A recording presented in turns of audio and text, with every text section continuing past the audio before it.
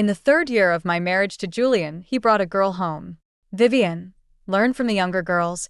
Don't just stand there like a block of wood. Calmly, I smashed our wedding photo and handed him the divorce agreement I'd already prepared. Julian, let's divorce. I'll clear the seat for her. All his friends swore that once I left him, I'd starve on the street. Julian thought so too. After she learns the hard way, she'll realize how blessed she is to be Casey. But a week passed, then a month, and I still hadn't gone back to him. Julian grew restless, anxious, unable to sleep night after night. One drunken midnight, he hammered on the door of my new apartment. Vivian, isn't it money you want? I'll give you everything. The door opened. A stranger, bare-chested, wearing only sleep pants, stood there, fresh nail marks scoring his abs. Adrian arched a brow, irritation still flickering in his unsated eyes. Avery, showing up at my wife's door in the middle of the night. What kind of stunt is this? Before we continue, please subscribe to the channel and tell us in the comments where you're listening from. At the Little Gold Hill Private Club, Julian keeps the most exclusive penthouse suite year-round. I slipped off my coat, draped it over my arm, steadied myself, and walked forward. The double-carved doors swung open. The moment I stepped inside, I spotted Julian. His silver-gray shirt hung half unbuttoned, the silk tie long gone. A girl perched on his lap, lifting a peeled grape to his lips. He pushed it away, but the look on his face said he enjoyed the attention. Sister-in-law's here? Come in, sis. Someone noticed me and jumped up to greet me. The girl in Julian's lap startled and tried to stand. Julian pressed her down. Stay right there. She threw me a frightened glance, pinned by his arm around her waist. She couldn't move, her little face bleaching white. Julian smiled lazily. Stop yelling. Who's your sister-in-law? The woman on my lap is your sister-in-law. The room fell into stunned silence. No one knew what to say. Julian. I spoke his name once. He simply closed his eyes and refused to look at me. The awkwardness thickened. Someone tried to smooth things over. Come sit. Deep's drunk, the alcohol's still talking. No need. I'll leave after one sentence. I drew a slow breath and advanced 2 measured steps. Julian's eyes snapped open, cold and sharp. Here for money again. How much this time? 100 grand? 2? 1 million? The private room was dead quiet. For a heartbeat, I wanted nothing more than to spin on my heel and walk out. But the last thread of reason held me fast. Eyes lowered. I stared at the tips of my shoes. My throat felt glued shut. Voice raw. Connor's condition has worsened. He was rushed to the ICU. They need 300,000. Julian clicked his tongue and gave the crowd an I told you so glance. His long fingers toyed with the hair of the girl on his lap. Vivian, how many 300,000s have I handed you since we married? Have you ever once made me happy? The cash isn't impossible, but I should enjoy giving it, don't you think? I forced down the humiliating tears, clenched my teeth, and lifted my head. What do you want me to do? Julian's brows lifted in amusement. You're quite skilled. You dress up this gorgeous when you come begging. Clearly you understand the game. In his jet-black irises, cruelty glinted thin and sharp. Tell me, how are you any different from them? At least those girls don't play the holier-than-thou hypocrite. Tears surged. I whirled and fled the room. Julian, that was too far. Yeah. Did you see her cry? Heartbreaking. Feeling sorry for her? Julian's voice dropped several degrees. Sister-in-law is great, beautiful, quiet, always proper. Exactly. I'll cover the 300 grand if you won't. Hey, Julian, cut it out. Don't let this turn fatal. The crash of a wine bottle and a man's curses echoed behind me as I ran. The instant the elevator door slid shut, my knees buckled. I sagged against the wall and finally let the tears fall. 3 years of marriage. Plenty of time to learn how wild Julian played. Fulfilling the arranged merger of the Voss and Sterling families had never been his choice. Before the wedding, the girl he loved, Chloe, had died in a diving accident. He believed my family and I were to blame, and the hatred poisoned him. The moment the ceremony ended, he vanished. 3 months later, he resurfaced with a stranger on his arm. In the 2 years that followed, Girlfriends rotated in and out, every pair of eyes echoing Chloe's. But this was the first time he'd brought one, Nina, home. When I returned from the hospital, the servants' glances carried pity and unease. Upstairs in the master bedroom, I found Julian stretched across our marriage bed, Nina perched beside him feeding him water like a docile kitten. She nearly leapt up when she saw me. Casey, Avery's drunk. I stood in the doorway and waved her off. Take good care of him. That won't do. You're his wife. It's your place. Relax. He likes you. You're the one who can make him comfortable. I smiled, turned, and walked out. Vivian, Julian's voice stopped me. He pulled Nina closer and narrowed his eyes. Running off. Learn from the younger girl. Figure out how to serve your man. Stop standing there like a log. You won't even open your mouth when I kiss you. Before he could finish, the crash of shattering glass rang through the room. Our framed wedding photo lay in pieces at my feet. My face stayed expressionless. Anything else? Julian shoved Nina aside and sat up slowly. Vivian, think carefully about what you're doing. I curved my lips in a cool smile and produced the divorce papers I'd prepared long ago. Sign it, Julian. We're done. I'll clear the seat for her. Vivian, when a performance goes too far, there's no curtain call. Notify me once it's signed. Without another glance, I left the room and descended the stairs. The instant I stepped outside, Julian appeared on the landing above, looking down at me. Vivian, it's easy to walk out, but don't expect a simple way back in. I neither answered nor looked back. Dragging my suitcase, I strode into the thick night. Early winter in Beijing was biting. I tightened my coat, bought a miniature bottle of liquor from a 24-hour store, and demolished a huge bowl of street-side spicy hot pot. Almost every penny I had was parked in the hospital's billing account. All that remained in my purse was 300 yuan. To keep from freezing on the street, I needed the cheapest motel I could find. While scrolling for bargains, a male voice sounded beside me. Mind if I share the table? I didn't look up. Suit yourself. The man sat. From the corner of my eye, I caught the fine, expensive fabric of his coat and glanced up, straight into Adrian's unapologetic stare. I frowned, but his gaze only grew bolder. Jamie, midnight, dazzling coat, liquor on your breath. Aren't you afraid someone will get ideas? Beijing's public safety is fine. Don't trouble yourself. I pocketed my phone, rose, and pulled my suitcase. Adrian stood as well. Where are you going this late? Those motels you checked are dicey. Let me book you a proper hotel. I kept silent and walked fast. Hey, watch the traffic. A car streaked past. Adrian seized my wrist and yanked me to safety. I flung his hand off. What do you want? To help a friend. Help me or sleep with me? A self-mocking laugh escaped me. Adrian, I know I turned you down. Still out for revenge. Revenge. The casual grin he always wore faded until nothing was left. Is that how you see me? How else? The cold wind churned my stomach. I bent and vomited. Cramps racked my gut. When the retching finally stopped, I was too weak to stand. Adrian steadied me, patting my back, wiping my mouth with tissues. His cuffs and shoes were splattered, but he didn't seem to care. Squatting on the pavement, I broke down. Why does everyone bully me? Why do you all treat me like this? You're all bastards, every one of you. Vivian. His hand moved in slow, soothing circles. I'm not bullying you. Never wanted to. I just got back, heard bits of what happened. It kept me up, worrying. I followed you from the Voss house tonight. No agenda, just afraid you'd do something reckless. If you don't want me here, I'll call a friend. I have no friends.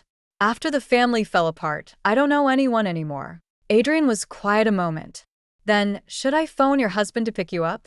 I'm divorced. I already signed the papers. Walked away with nothing.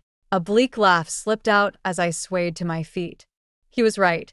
These 3 years, I spent plenty of his money. We're even now. Do you still love him? Startled, I shook my head. No. Not for a long time. I'm not that pathetic, Adrian. Then, would you try liking me? I turned, astonished. Don't you hate me?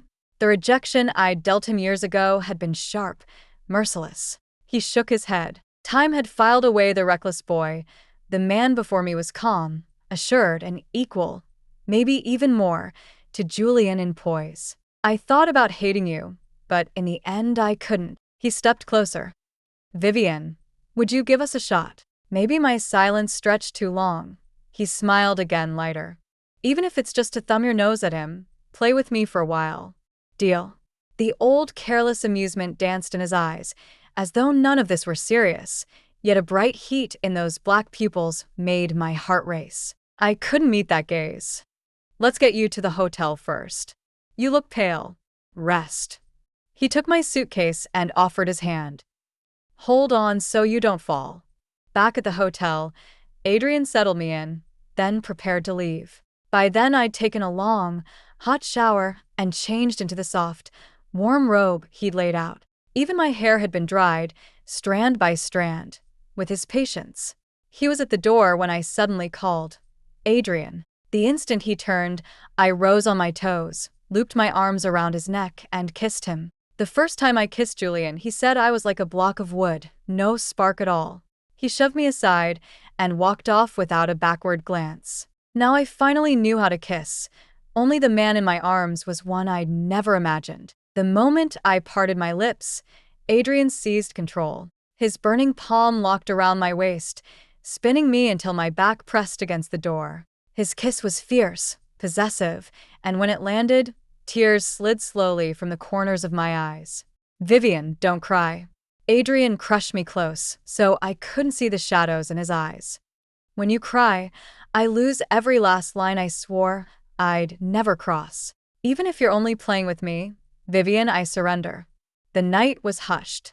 Early winter, yet somewhere a few stray osmanthus blossoms still gave off their faint perfume. Tiny blossoms drifted onto the lake's surface, stirring small ripples that spread, ring after ring, until they felt wrapped around my heart. Adrian, stunned by the dream he'd never dared to dream, stood motionless. Invisible threads cinched his heart, slicing sweetly into the flesh. It hurt, and it was exquisite. He held Vivian so tightly the world shrank to the space between them, his face buried against her neck, his sockets burning, tear glands aching. Vivian. He wanted to fold her into his bones. In the end, all he could manage was a hoarse whisper at her ear. Does it still hurt? Vivian's tears kept falling, silent. Adrian kissed her soaked lashes again. Then I'll stop, just don't cry, okay? But Vivian shook her head and clutched his waist even harder. In that instant, Adrian knew. If she asked for his life, he would hand it over without a second's pause. Same penthouse atop the little Golden Hill casino. In the middle of a raucous card game, Julian suddenly tossed his hand down. You guys play. I need air. Nina blinked, rising to follow. Julian's voice was icy. Don't. He took a cigarette onto the balcony and lit it, then unlocked his phone. No message from Vivian. No charge on the supplemental card he'd given her either. Only then did he recall that in 3 years of marriage, she had asked him for money exactly 3 times. First, a year after the Sterling family collapsed, when Connor had been gravely injured, she'd emptied her own savings and still come up short. Second, when Connor, unable to accept his paralysis, attempted suicide and nearly died before they could wheel him into surgery. Third, last time at the casino, when she'd left in tears. That night had been Chloe's anniversary, and Julian's mood had been foul. He'd spewed every cruel word he could muster. He'd never imagined Vivian would actually ask for a divorce. She'd even prepared the agreement, already signed, willing to walk away with nothing. Julian, still no word from the missus? Julian exhaled smoke and chuckled. Let her throw her tantrum. Relax, look at the Sterlings now. Once she's out from under you, she won't last a week. And Connor's a bottomless pit. That certainty was exactly why Julian had been sure Vivian would never file. She and Connor were inseparable. She'd never abandon him. Thinking of Connor steadied the restless drum inside Julian's chest. He stubbed out the cigarette, casual again. Let her taste some hardship. Once she slams into a wall, she'll realize how cushy life as Casey really is. Old man's birthday banquets in 2 days. You'll still bring her, right? Give her a little step down. Women fold once you coax. His buddy sighed. Look at Marcus. Celia's in Hong Kong, all lovey-dovey with Leo, and Marcus has been a wreck for over a year. Julian's fingers on the railing clenched white. Sensing the crack, the friend swiped Julian's phone, used his face to unlock it, and dialed Vivian. Julian didn't stop him. Maybe some small part of him wanted the call to go through. Instead, a mechanical voice answered. The number you have dialed is not available. Perfect. Julian gave a cold laugh. The woman had blocked him. Probably bad signal. Let me try again. Leave it. Julian stalked back toward the private room, phone in hand.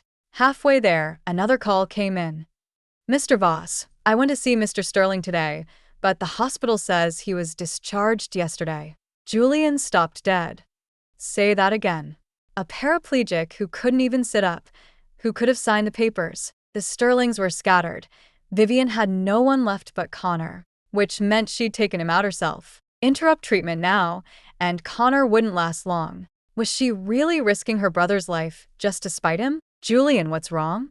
Connor's been discharged. You're kidding. He's in no state to leave. Julian's face was blank. Whatever. Not my problem. Julian. Didn't Vivian want a divorce? He smiled thinly. So Connor's got nothing to do with me anymore. Maybe we should track her down. People could die. Julian shoved the door open, voice like frost. No one contacts her. Anyone who does is dead to me.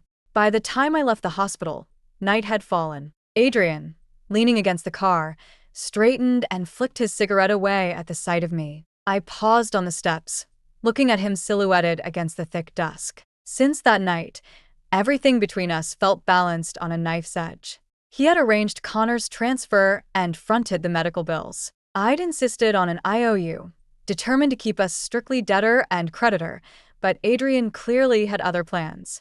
After Connor was moved to Eastbrook, Adrian introduced me to his closest friends. Unlike Julian's circle, they called me Vivian or Jamie, polite, yet unmistakably respectful.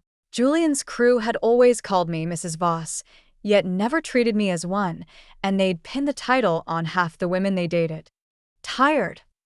Adrian stepped closer. The nurse and therapist are first-rate. You don't have to do everything yourself. He's the only family I have left. This is all I can give him now. Adrian smiled. Let professionals handle what they're trained for. Vivian, have you thought about doing something you love? I blinked. After the bankruptcy and Connor's accident, I'd spun like a top. Life narrowed to invoices and ward rounds. The hobbies, the dreams, all scattered like dandelion seeds. Connor's stabilizing since we left Beijing. You can start living for yourself again. What could I possibly do? I stared at him, lost. These 3 years, I've lost touch with the world. But the things you learned never disappear. You can play violin again, hold an ink painting exhibition. His eyes softened. Or open your own studio, crafting bespoke cheongsam. You're the most stunning woman I've ever seen in a cheapao. Me? Really? Something restless fluttered awake inside my chest. Every path he named was one I once loved. Yet I hadn't touched bow or brush in 3 years. When I'd mentioned working after marriage, Julian refused outright, as though he meant to lock me inside the Voss estate, forever dependent, forever under his thumb. Why not? Adrian took my hand and led me forward. I'll always be your safety net. But I already owe you so much. Turning hobbies into careers burns cash. I'm a businessman, Vivian. Investing in talent is a profit deal. I won't lose. Let me think, okay? Of course. He opened the car door and eased me in. Right now, though, I'm taking you somewhere important. Where? To the ocean, to swim, to scuba dive. My eyes flew wide. Blood drained from my face, so fast I felt dizzy. Unconsciously, my fingers began to tremble. The girl Julian had loved, Chloe, kind, beautiful Riley. When news of our engagement broke, she'd gone to the shore to clear her head, vanished on a dive. Body recovered 3 days later. After that, Julian's attitude toward me iced over. Foolishly, I believed innocence would speak for itself, truth would out. But once bias roots, it hardens like concrete. I was there the day they finally found her. Julian stranded me on the coral reef alone, and I wasn't picked up until the tide rolled in. Since then, anything to do with the sea petrified me. I can't, Adrian. I'm terrified of water. Vivian. He leaned across, clicked my seatbelt secure, then met my gaze, steady and unwavering. Don't punish yourself for someone else's crime. You did nothing wrong, so you have nothing to fear. You were a strong swimmer. You loved the ocean. Why stay away? My lips were bloodless. I shook my head with a bitter smile. When I was young, I thought loving Julian plus our family arrangement equaled destiny. He'd abandoned Chloe and chosen me, so I believed I was guiltless. But the endless nights of torment taught me, marrying a man whose heart belongs to another is the gravest sin of all. Vivian. He lacked the guts to defy his family and wed the woman he loved. The fault is his, not yours. Adrian cradled my face, thumbs brushing the damp from my lashes. Refuse to carry a guilt that isn't yours. Love yourself hardest, longest, most. The open ocean is beautiful. It's innocent. Go see it. Adrian still took me to the ocean in the end. Sky above, earth below, the sea stretching to no horizon. Man felt impossibly small beside it. He coaxed me to kick off my shoes and wade into the ankle-deep water with him. The sea was a little cold.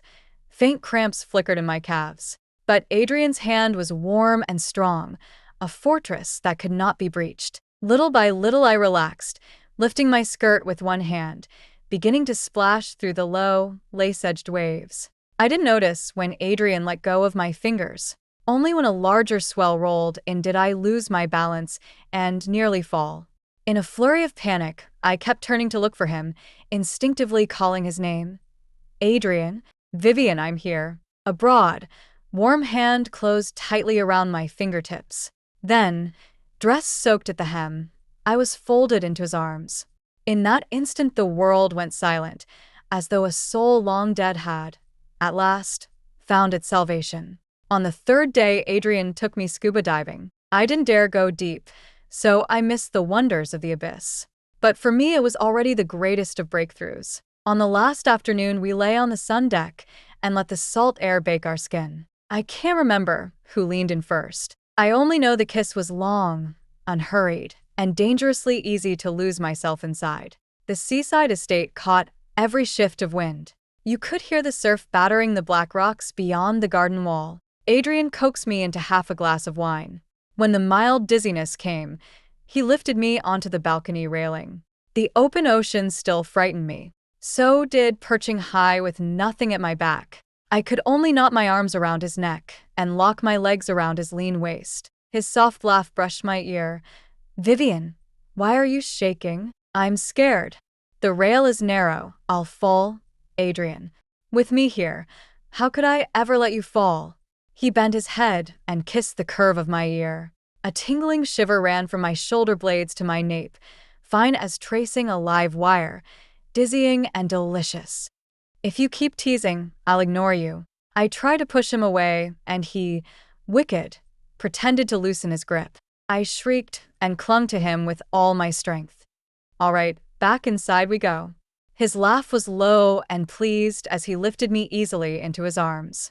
That night was our second time. I was still tense. I've feared pain since I was a child. Vivian. Adrian leaned over me, lacing our fingers together. His kiss touched the corner of my brow. Close your eyes. Let go. Adrian, I'll love you well, Vivian. His handsome face held nothing but naked sincerity. His eyes were so dark that when they rested on me, they seemed to shine. I said nothing. I only did as he asked and let my eyelids fall. Beyond the floor-to-ceiling glass, the sea hurled itself at the rocks and burst into pale foam. I felt like a little boat adrift on black water, shoved by each wave, teetering on the crest. Only this boat would one day slip past the storm and reach a vast, warm harbor. Julian woke from another dream at 4 a.m. He was in the Courtyard 1 estate, the house he had once shared with Vivian. The day she left, Beijing had just entered winter. Now the second snowfall was already whitening the courtyard. In the dream, Chloe had stood before him, eyes rimmed red. Julian, Are you about to forget me? Did you fall for Vivian a long time ago? He sat up slowly, waiting for the last shards of emotion to settle. The truth was he had known for a long time that Chloe's death had been an accident, that Vivian was blameless. Perhaps he had sensed, deep down, that he was capable of falling for Vivian. That was why he had tried to strangle the feeling in its cradle with such insane cruelty. Yet events still spiraled out of his grasp. Who could face a woman like Vivian and remain unmoved? Even his friends, even Marcus, had told him more than once to let Chloe go and cherish Vivian. He had actually considered it. But the moment that thought took shape, Vivian's heart had already iced over. When he came home drunk, she still looked after him, yet she sidestepped his touch so deftly he barely noticed. She no longer let him kiss her, no longer slept in the same room. She even smiled sweetly, gently, and asked if he wanted her to call his girlfriend. This woman who had never lost her temper finally smashed their wedding portrait to shards. She signed the papers and walked away with nothing. Julian felt himself sliding out of control, everything about him askew. At parties meant to be fun, he would zone out mid-laugh. The arrangement of furniture, the taste of food, all of it felt wrong. Every shirt and tie combination fell short. Humidity and temperature were never where she had kept them. He couldn't even recall what coat she used to lay out for him whenever the first snow fell, and he caught 2 bouts of flu in a row. No one brought him honey water at just the right warmth. No one stayed up the whole night to watch him. The kitchen staff didn't know that when he was sick, he lost his appetite. That a man who lived on bland meals suddenly craved hot and sour dishes. Every small misfire kept his fever cycling for nearly a week before it finally broke. And the first thing he did on the mend was order his assistant to find out where Connor had been transferred. Connor was the one person Vivian truly cared about. A woman that clever would understand the olive branch he was extending. My studio sat on the floor directly below Adrian's corporate offices. The previous tenant had run a small design shop, so a few quick furniture changes had it ready to open. The space was tiny, even shabby. Adrian was unhappy with it, but I insisted. I didn't want to owe him too much. After we returned from the coast, our relationship had already begun to drift from the course I'd first imagined. The closer we grew, the more I wanted to earn my own keep. Once the doors opened, my first commission arrived. It came from Zoe, the first girlfriend I'd made since moving to Eastbrook with Adrian. Her engagement was days away, and every gown had long since been chosen, but she asked me to create a Cheongsam fitted qipao for the dinner party, an excuse to throw business my way. I threw myself into the sketching, drafting, pattern making, fabric hunting, thread matching, button sorting, accessory hunting, losing whole nights to the work. Yet the busyness felt like oxygen. Adrian, though, grew daily more plaintive. Again he waited until past 1. Again he drove me home. This time he couldn't hold it in. Vivian, have you noticed the luggage under your eyes? You're burning the candle at both ends. Look, a zit on your chin. I leaned toward the mirror. He was right. I looked drained. Zoe's engagement is almost here. I'm racing the clock. Once her dress is finished and I hire help, the late nights will stop. Adrian glanced sideways, one hand on the wheel. Then tell me, do you notice anything different about me? I studied him. Still every inch the handsome entrepreneur, cheekbones carved, jaw cut square. Stubble dusted his chin after the long wait, and raw masculinity rolled off him in waves. I had to look away after a moment, cheeks warming. No change, same as ever. With one hand he steered, with the other he caught mine. Can't you read the frustration stamped all over my face? Or the lost puppy look of a man ignored by his own woman? His voice had dropped. The confined space turned the words into sparks on skin. Heat climbed my cheeks. I tried to tug free. He only tightened his grip. Am I allowed to stay tonight? My face burned. Through the window I watched a black Bentley streak past, oddly familiar. But the thought vanished as quickly as it came. A man as proud as Julian would never appear in Eastbrook, I told myself. Vivian? Adrian sounded wounded, thinking of how, exhausted by his own mountain of work, he still fetched me every night, then drove away so his early alarm wouldn't wake me. I let my gaze fall to his elegant fingers, and remembered, helplessly, how those fingers had once charted every inch of me. The blush would not cool. I cracked the window. A swirl of snowflakes landed on my lashes. I heard myself answer, soft and lingering. It's snowing. Stay. Just for tonight. My rented apartment was cramped.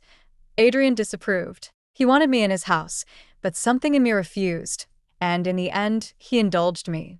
Then thank you, Jamie, for your charity. His laugh rumbled as he lifted my hand to his lips and pressed a slow kiss to my knuckles. Julian's car knifed through the snowy streets, headlamps carving tunnels of whirling white.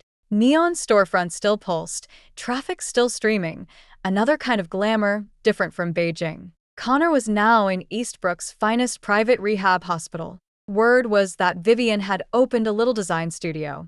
He could still recall her violin drifting through candlelit rooms, her ink scrolls hung in quiet galleries. He had assumed that, free of money worries, she would drift back into the life of a socialite who dabbled in art and romance. He never imagined she would rent a 50-square-meter storefront and bury herself in bolts of silk, nor that her current flat was merely ordinary. So the man helping her didn't value her all that much after all.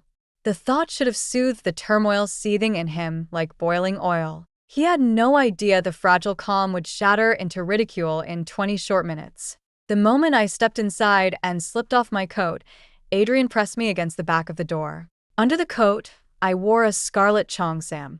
Adrian loves me in a cheongsam. Whenever I put one on, he loses all control. Tonight was no exception. Vivian. His breath scorched as he kissed me, strong palms curving over the silk at my waist, crushing me to him until not a sliver of air remained. I haven't showered yet. I tried to push him away, but it was useless. We'll shower after. Adrian. I beat at his chest, mortified. All I earned was a low, husky chuckle. Worse, while he kept kissing me, he ripped my brand new cheongsam apart with one hand. Adrian. I bit him in frustration.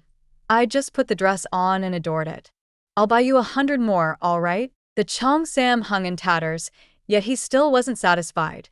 The slip beneath became a handful of shredded ribbons that drifted to the carpet along with his shirt, tie, and belt.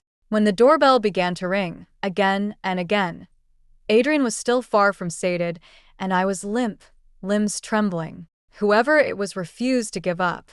I nudged him, urging him to see if something was wrong. He gave me one last hard kiss, scowled, and pulled on sleep pants before stalking out. Through the peephole, Adrian recognized Julian instantly, but he opened the door pretending he'd never seen him before. Julian had clearly drunk plenty, otherwise he'd still be balancing on that lofty pedestal of his. The instant the door swung wide, he stubbed out his cigarette. Vivian, you want money? Fine. I'll give you everything I have.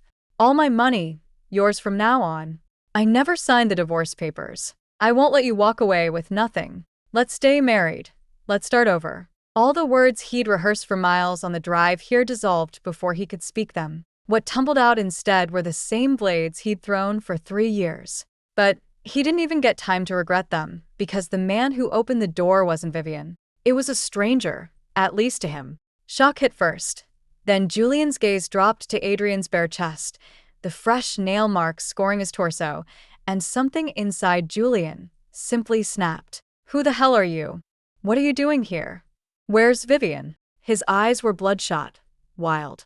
He shoved past, scanning the room, only to freeze at the sight of clothes strewn across the floor, the scarlet cheongsam, white lace slip, sheer stockings, a man's shirt, black silk tie, belt buckle glinting like a dagger.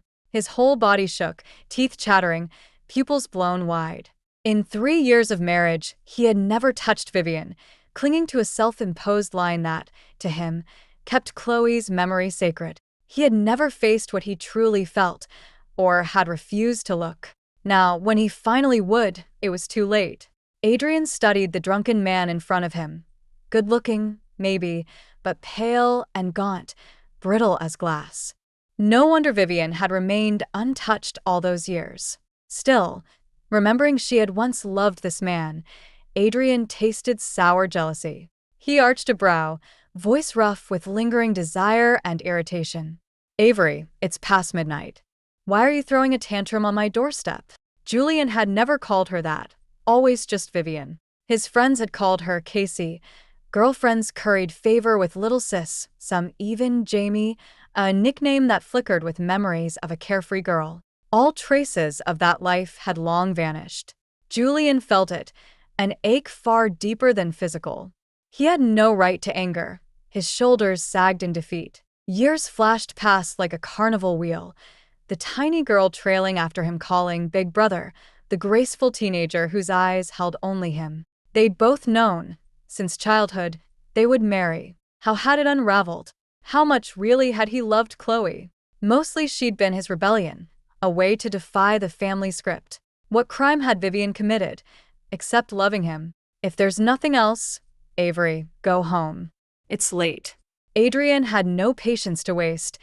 Every second of this night belonged to Vivian. Please, let me see her. Julian's arm blocked the doorframe. She's exhausted, barely able to stand, let alone talk. A man knows exactly where to stab another man.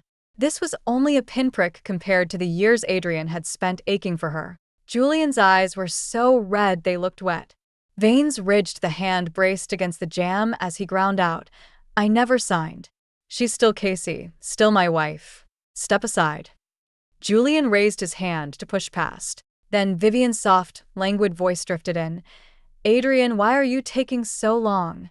Is something wrong? He had never heard her speak like that. Throaty, tender, spring water sweet, each syllable curling like silk around its owner's intimate joke. The softest knife, dipped in poison. Julian knew he would never recover. He'd watched others ruin themselves and still march straight off the same cliff. Nothing, love. Go back to bed. When Adrian turned, I caught sight of Julian in the hallway. For a single heartbeat, I was startled, then simply nodded. Did you bring the papers? You could have your lawyer courier them. There's no property to split. The process is simple. Vivian. A bleak smile ghosted across his lips. I didn't sign. I don't want a divorce. I was mildly surprised, but only mildly. I understood habit well enough. Studies say it forms in 21 days. Celia and Marcus had 7 years. Julian and I had 3 times that, counting childhood. Marcus hadn't believed Celia could stop loving him until she vanished. Time would sand down Julian's disbelief too. A bankrupt wife who once adored him had simply taken her love back. Of course that stung. But no matter. Younger, prettier girls would help him forget, or some new Chloe lookalike would reel him in. Men's love is a punchline. Laugh and move on. Adrian, I said, tugging his arm, I suppose I need a lawyer. He grinned, cocky. Bright Edge Legal is the best in Eastbrook. If they can't handle it, I'll personally call in the one man I've ever respected. Oh? Who? He lives abroad. I haven't introduced you yet. Shouldn't come to that. Just a divorce, after all. Hold on. Julian cut in, voice low. You're Adrian? Yes. Adrian. Julian's face darkened, twisting into something ugly, and without warning he slammed a fist into Adrian's cheek. I was still holding Adrian's arm. Afraid of hurting me, he didn't dodge in time. Blood bloomed at the corner of his mouth. For the first time in my life, I lost control. I flew at Julian and slapped him hard, nails raking his skin. Get out of my house now. You hit me for him? Julian touched the scratch, disbelief flooding his eyes. He's lusting after another man's wife. You call her your wife? I stepped between them, trembling yet steady. In 3 years, Julian. When did you ever treat her like one? Do you know what I dreamed of and feared I'd never have, what you tossed aside? Do you know how it felt hearing what she endured? How I hated myself for not being there? This is between Vivian and me. Julian. Adrian's voice iced over, blood crusting on his lip. That night she disappeared on the mountain, it was me who… Shut up. Panic flared in Julian's eyes. He shoved me aside to silence Adrian. I moved first, blocking his path. Face tilted to his, I demanded, voice shaking. Adrian, finish it, every word. No lies, no omissions. Vivian. Adrian shook his head with a wry smile. It's all in the past. There's no such thing as regret medicine in this world. Yeah, there really isn't. I looked at him, but I felt as though I were peering past him, straight at the girl I'd been years ago. Back then, our college outdoors club planned a hike. The mountain hadn't been fully developed into a scenic spot yet. Half the paths didn't exist. I fell behind the group, got lost, then tumbled into a ravine and hurt my leg. When the chill and the pain finally dragged me under, Julian found me and carried me out.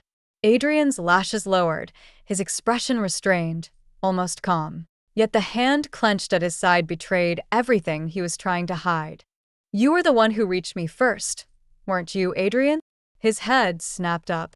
"Vivian." I saw the anguish wrestling in his eyes, regret thick as smoke. I knew how much it hurt him, but it hurt me more. Back then, my youthful arrogance had trampled the heart of the boy who liked me. What had that pure affection ever done wrong? A quiet, never-intrusive devotion. Where was the crime in that? Let's say he really was the one who stumbled on you first, so what? "You were my fiancé, Vivian, yet he coveted you," pressed his suit. "Any man who behaves like that is rotten at the core. I didn't want him near you, so I lied. Where's the fault in that? And you? You had a fiancé, while you seduced sweet, naive Chloe. You let her fall for you, then abandoned her and got her killed. Julian, you're the one who's selfish, twisted, despicable. Chloe's death wasn't an accident, and it certainly wasn't my fault. Chloe died because of your arrogance, your cowardice, your indecision. But I'm not Chloe, that silly girl, and I won't pine or die for a man like you. Julian, don't destroy the last scrap of friendship our younger selves still share. Sign the papers, and let's cut ties for good." I didn't spare him another glance. I simply slipped my hand into Adrian's and whispered, "I'm going to the bedroom. My hands are freezing. Come warm them once you've dealt with him." I never learned how Adrian got rid of a drunken Julian that night. I had barely returned to the bedroom when he followed me in. "Vivian." Adrian folded me into a fierce embrace, pressing my cool hands flat against his abdomen. "When I opened the door just now, I told him you're my wife." You're not angry, are you?" Then will you be my wife?" "You found me first back then. Why didn't you tell me? You said you hated me, that the sight of me annoyed you, that I should get lost." A note of grievance crept into Adrian's voice. Was I really that annoying? I couldn't help picturing him as he had been. Tall, athletic, sun-browned, his grin adorably goofy on that handsome face. Back then, he definitely hadn't matched my taste. Teenage Vivian had swooned over gentle, refined boys, exactly like high school Julian. Appearances really are deceiving. The man who'd looked unreliable turned out to be devoted for life, while the tender, idealistic boy had never been able to make up his heart. "Actually, you weren't that annoying. Adrian, I'm sorry." "Don't apologize, Vivian." "Adrian, could you say it to me again? Those words you used when you first asked me out?" He looked sheepish. He cleared his throat, half awkward, half coy. "Vivian, I really like you.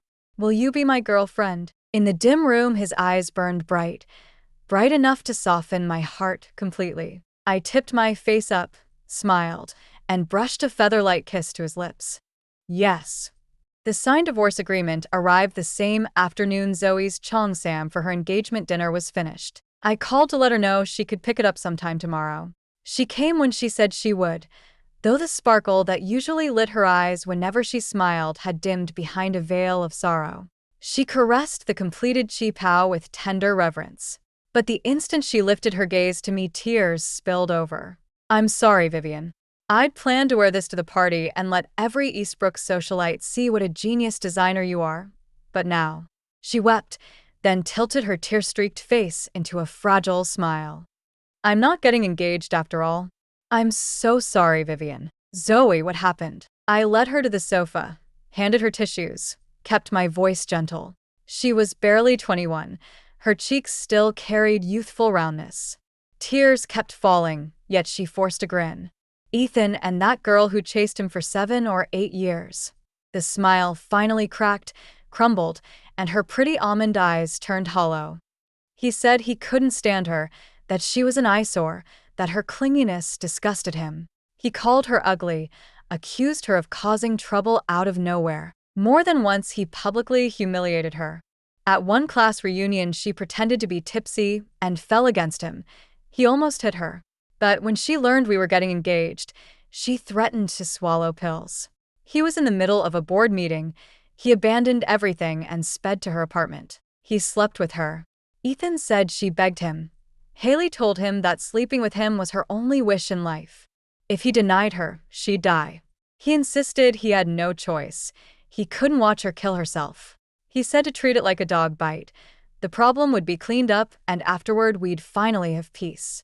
Zoe's fingers clamped around mine. Her tears splashed hot on my skin like boiling rain. Vivian, is it even possible that you go to bed with someone you truly hate?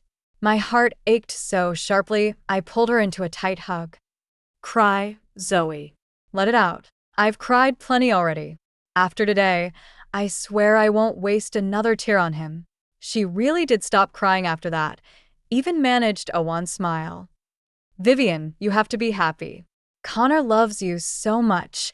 You're incredibly lucky. Watching her leave, I felt my own tears fall. Her back looked fragile, yet determined.